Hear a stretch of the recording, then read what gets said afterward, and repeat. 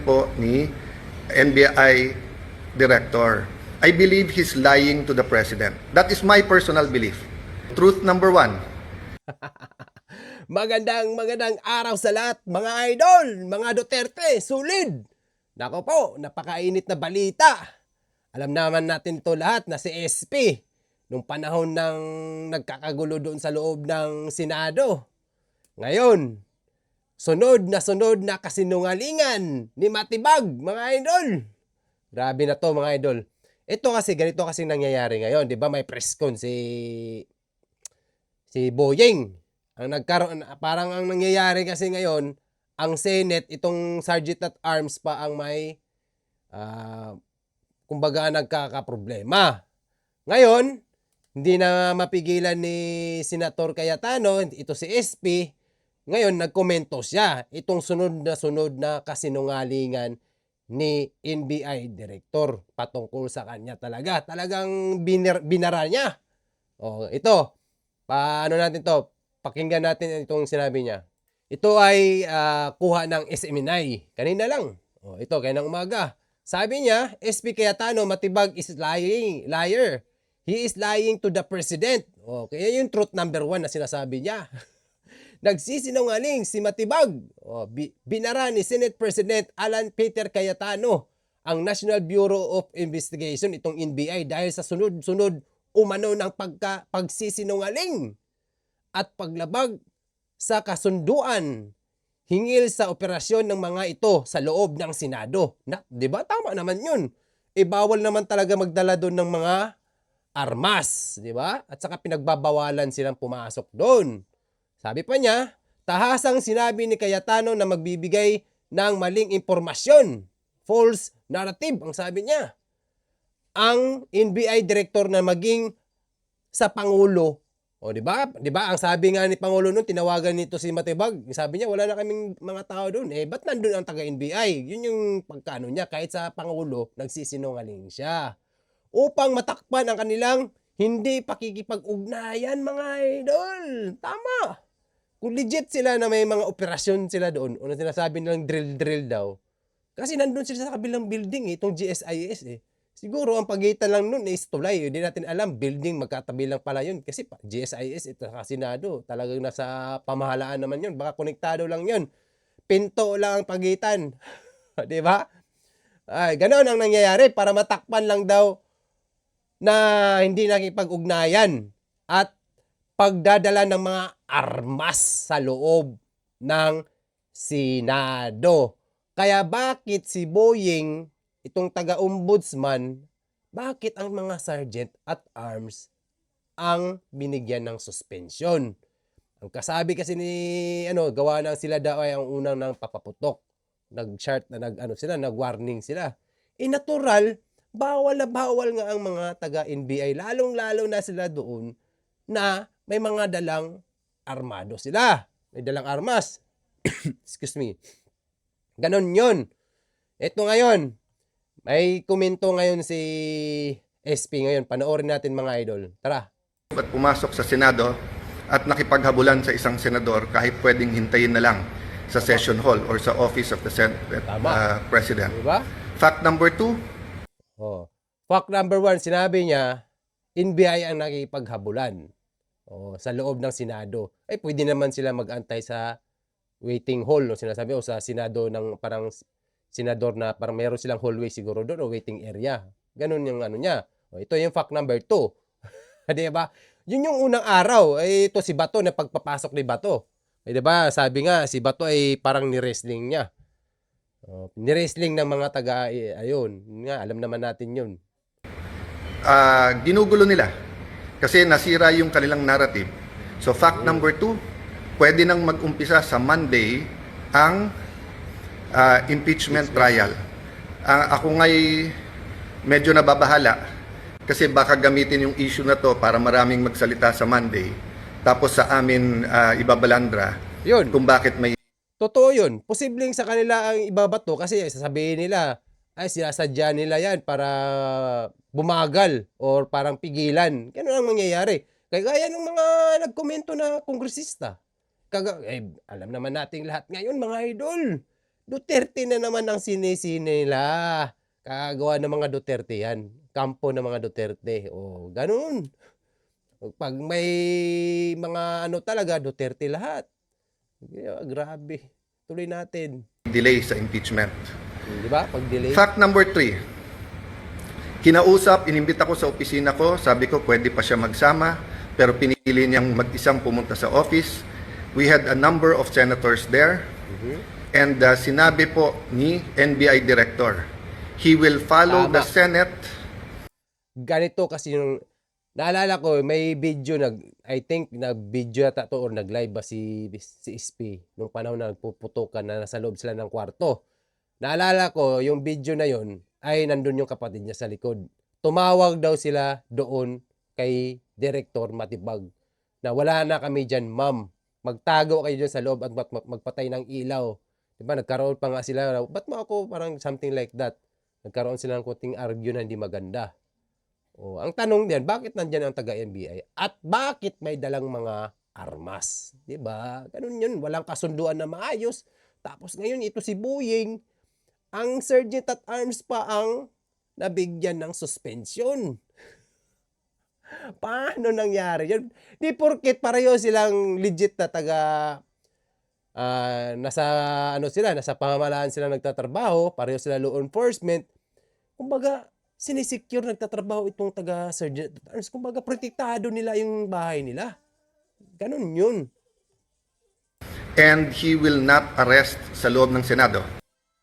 Told him to submit the warrant para makita namin. Correct. Sabi niya nung Lunes, Tuesday niya isasubmit kasama ang sulat. Diba? Pinayagan namin iuwi niya yung 10 operatiba niya, agents niya, with the condition na ibibigay niya yung spot report. Hanggang kahapon po, hindi binibigay. Ang alam ko hanggang today, hindi binibigay.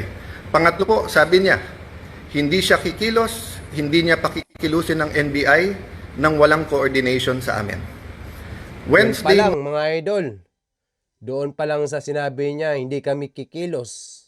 Hindi sila, kumbaga, hindi sila maggagawa ng mga action dyan sa loob ng Senado hanggat walang koordinasyon. Pinaka-importante yun. Kaya sinabi ng Sergeant at Arms niya, di ba? Nakita nila sa CCTV na may mga taga-NBI. Tinanong sila verbally. O, ganun yun. Kasi magtataka ka eh. Bakit may mga NBI dito? Ba't mga armado?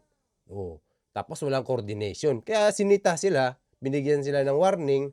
Ayun, doon na nagsimula. O, tama to. Kaya nasabi ni Cayetano na sunod na pagsisinungaling. Doon yun. Hindi lang pati sa Pangulo.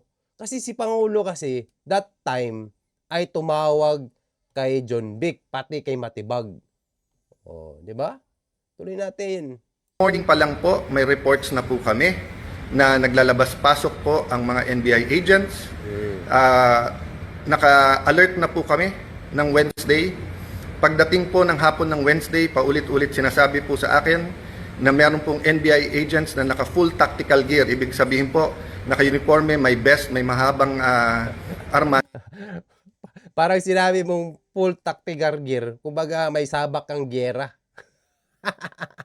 Ganon yun.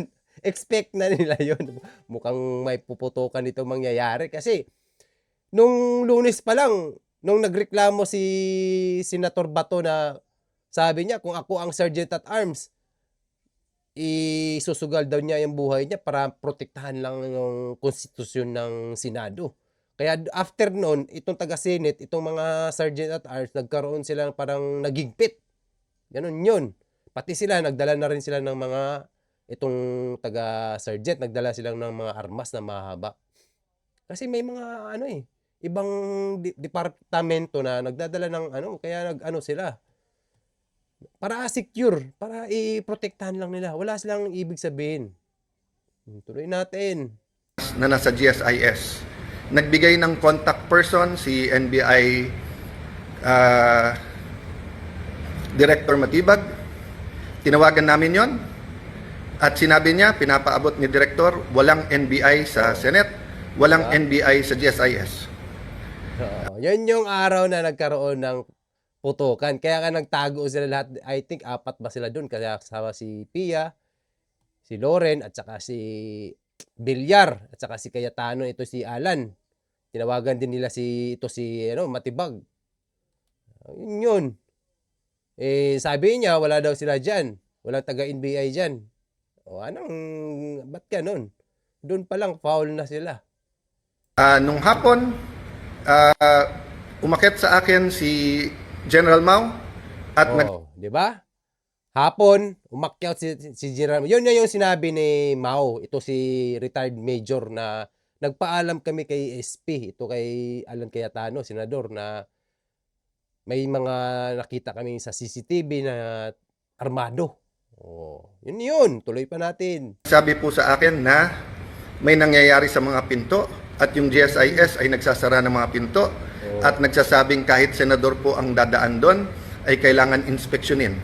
Sabi ko kay General Mao, pakianyaya sa head ng GSIS, administrator yung nagamit niya noon, I think he meant GM.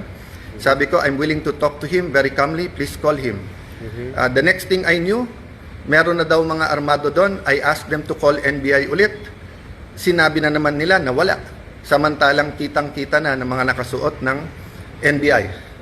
The next thing we knew, may mga putukan na at akala po namin yan ay mga fireworks.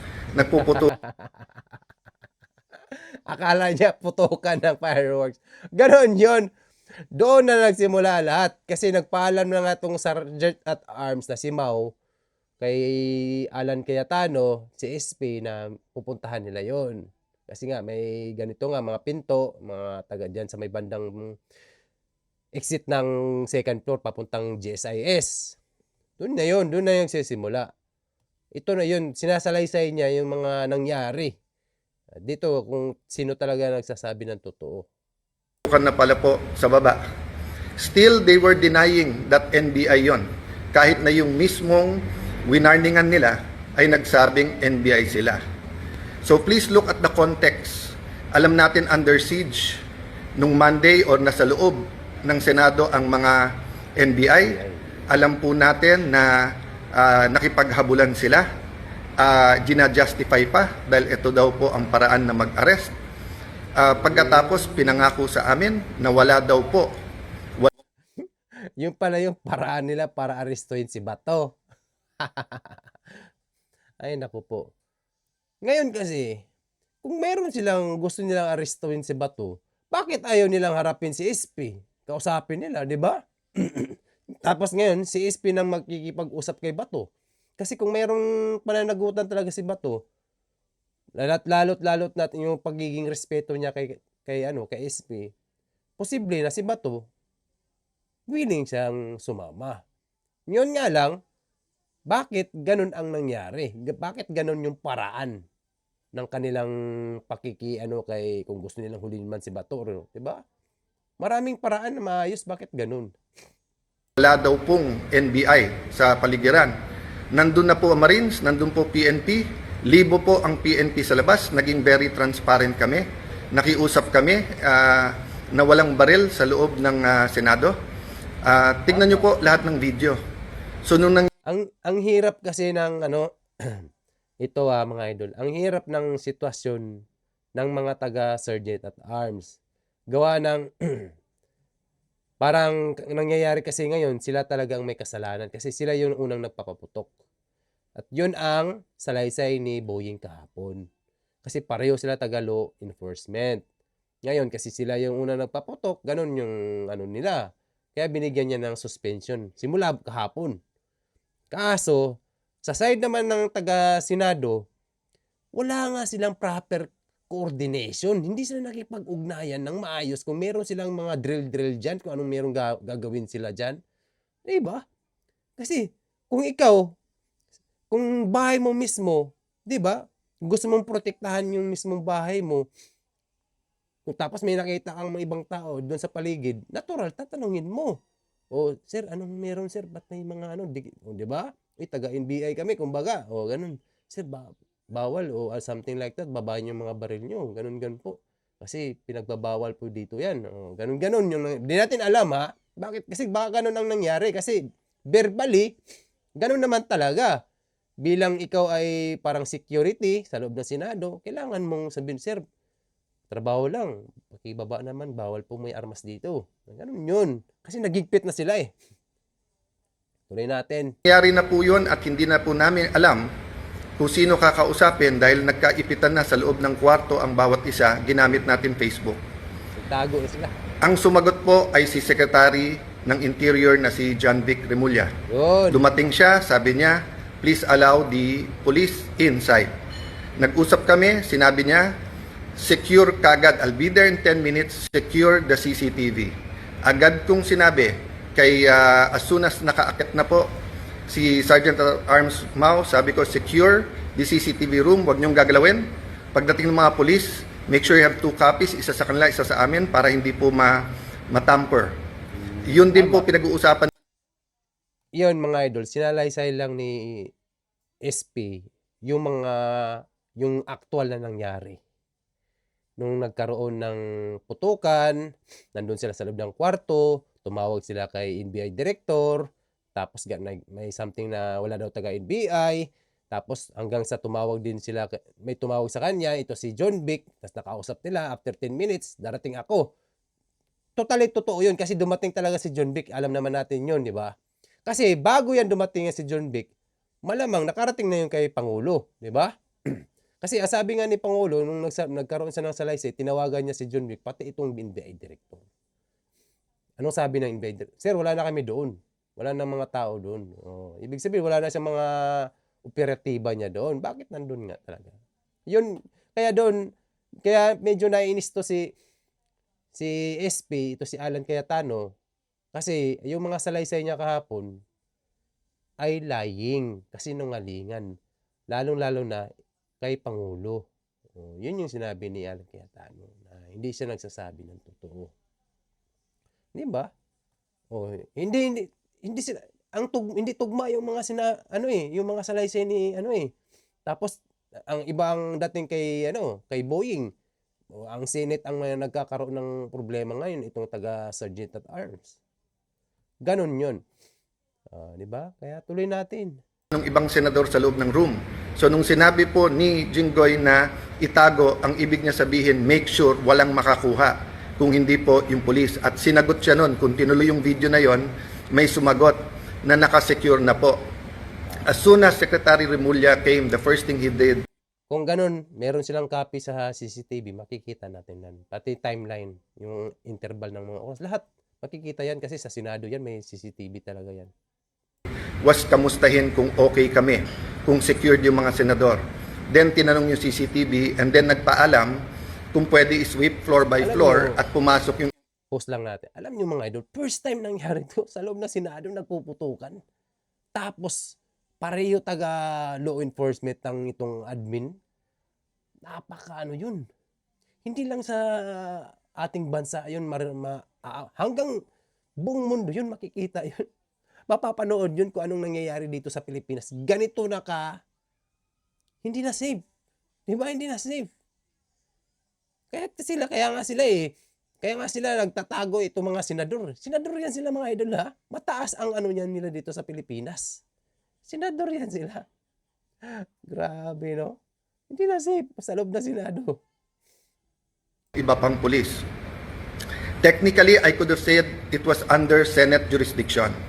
But he gave me his word and he followed his word that this will be a investigation that is independent.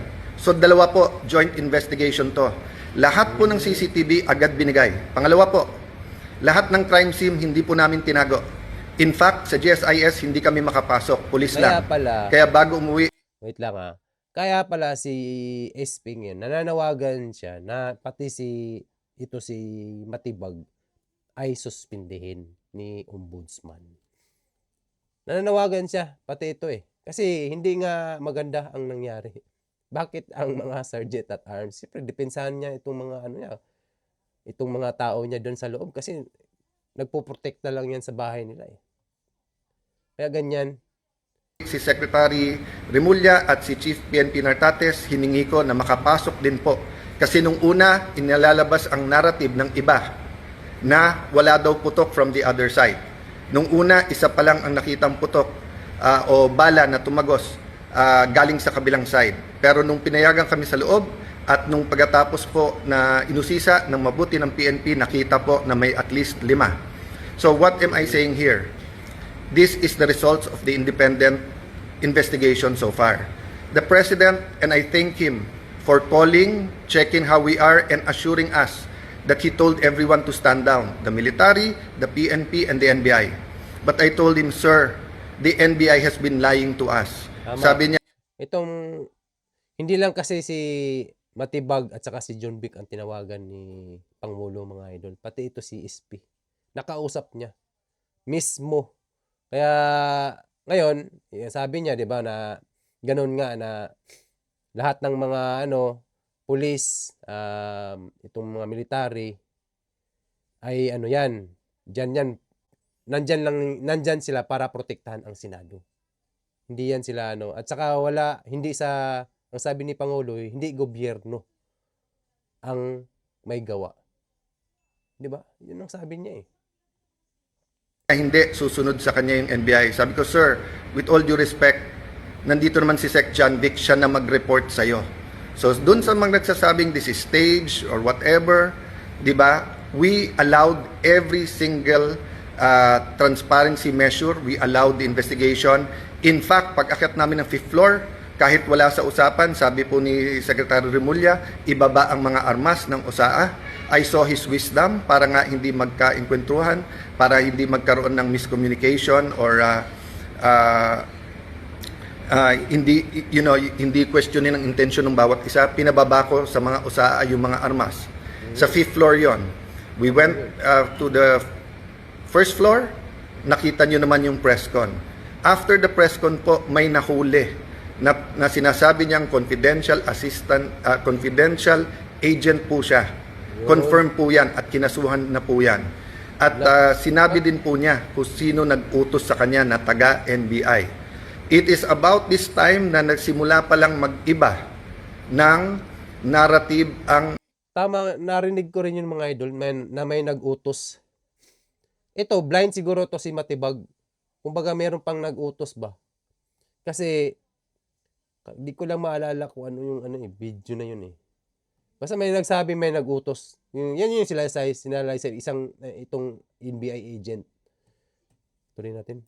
NBI. Biglang umamin na nandun at biglang may sulat daw na ang GSIS ay nag-request ng security. Kailanman po wala sa history ng GSIS na NBI ang kanilang tatawagin. Parati po yung pulis. Ang NBI po ay hindi taga-secure. And even assuming for the sake of argument, may usapan na po kami ni Director Matibag na in the building, around the building, kasi pinangako niya sa akin walang checkpoint sa labas ng NBI. Samantalang nakita namin po yung video, NBI, pinabubuksan po yung mga kotse ng senador. This was on Monday. Ang kasinungalingan po ni NBI Director. I believe he's lying to the President. That is my personal belief. Yun. I believe he is giving him false narratives. Di ba? Kasi nga, kaya nasabi yan opinion ni SP yan. Kasi nga, maayos yung usapan nila eh. Di ba? Una-una, itong papel. Tapos itong mga coordination. Di ba? Na walang bawal kayo dito, lalo na't magdadala kayo ng mga armas. Kung meron man kayong mga sadya dito, kausapin mo ako. Di ba? Oh, ganun yun. Ganun ang, kaya sabi niya mismo, sunod-sunod na pagsisinungaling kahit sa Pangulo. Yun. Ngayon nga lang kasi dinipinsahan ni Cayetano. Kasi alam niya yung nangyayari, nandun siya eh.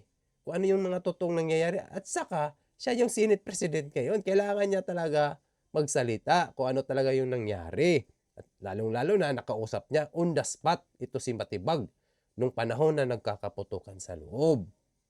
Ang problema lang ngayon, parang sila pa ang nagkakaproblema itong taga-Senado. Gawa nga silang unang nagpaputok. Yun. Kaya itong balita na to ay talagang maraming mga nag-aasasabi na yan, kagagawa na naman mga Duterte yan. Sus mga idol. Ang hirap, lahat kasi ng mga tawag nito, pag may mga sablay Lalong-lalo na pagdating sa mga Duterte na naman ang isisisi nila. Katulad nung kay Franco, 'di ba? Nangikil kay Tamba. Isipin mo kay Tamba pa nangikil, baliktad na pala ngayon. 'Di ba? Bakit Duterte na naman? Ay, nako po. Puro Duterte na lang. Tapos Inday Sara, nasa gitna. Kaya humanda kayo pag dumating ang 2028. Once makabalik ang mga Duterte dyan, humanda talaga kayo. 'Di ba? Umpisa pa lang yan eh. Isipin natin itong mabuti mga idol. Si Tatay Digong, hindi pa tumakbo na pagka-presidente, katakot-takot na ang binintang nila kay tatay. Allegation. Sino ba yung mga nag-aano kay Tatay Digong? Una-una, itong senadora at saka yung senadoro. Alam na natin yun. 'Di ba? Katakot-takot. Ngayon, si Inday Sara naman. Lahat. Kasi malakas ang Duterte ng masa. Alam natin. Hindi rin nila alam, ito ang mga Duterte ay totoong nagsiservisyo sa bayan yan. Ramdam natin that. Dumating ang Duterte, ang mga idol. Kahit ako, dito lang natin naramdaman ang kaginhawaan. Hindi man perpekto. Hindi man ganun ka, ilang taon lang naman yun, di ba? 6 years kay Tatay Digong. At least naramdaman mo mismo yung pagginhawa. Kaya pala. Bakit noon? Anong nangyayari? Ilang taon, ilang dekada tayo nag-antay. Ilang pangulo, ilang presidenteng dumaan. Wala. Dumaan ang mga Duterte. Kailangan kasi may tapang. Tapang, malasakit, at totoo para sa bayan. Ang Duterte yun ang meron dyan. Alam niyo bakit? Kasi, alam nila kasi sila eh. Hindi sila masa. Masa ang mga Duterte. Ito, ang nila, ang kalaban nila, oligarko. Maraming nagpapalakad dyan. Akala mo, pinaupo nila bilang presidente at meron talaga dyan sa likod mismo ang nagpapatakbo sa loob sa isang bansa. Ganun yun. Kaya hindi umaasin sa Pilipinas. Tanaw na, ibang bansa, Japan, Singapore, Thailand, ba't ang gaganda na nila, ang bansa nila? Bakit ngayon dumating ang Duterte? Naramdaman natin yun na, ginawa. Safety. Diba? Kung wala Duterte, grabe katakot-takot ang Pilipinas. Daming mga krimen. Droga pa lang. Magtataka ka ngayon, pati mga general, mayor. Excuse me. Diba? Kaya, tayong mga Duterte na mga solid supporter, laban lang. Mag-ingat at maraming salamat sa lahat. See you and goodbye.